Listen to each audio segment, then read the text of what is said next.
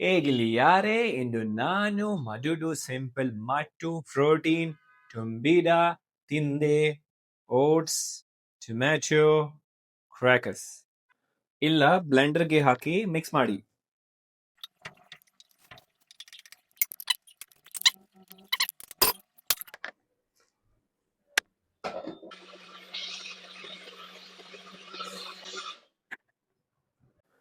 Tray ಮೇಲೆ ಸ್ವಲ್ಪ oil ಹಾಕಿ mix ಅನ್ನ ತಿನ್ನಾಗಿ ಸ್ಪ್ರೆಡ್ ಮಾಡಿ.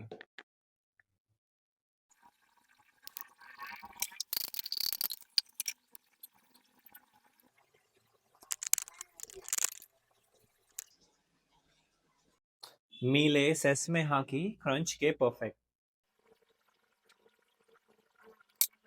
180 ಡಿಗ್ರಿ ಓವನ್ ನಲ್ಲಿ 30 ನಿಮಿಷ ಬೇಕ್ ಮಾಡಿ.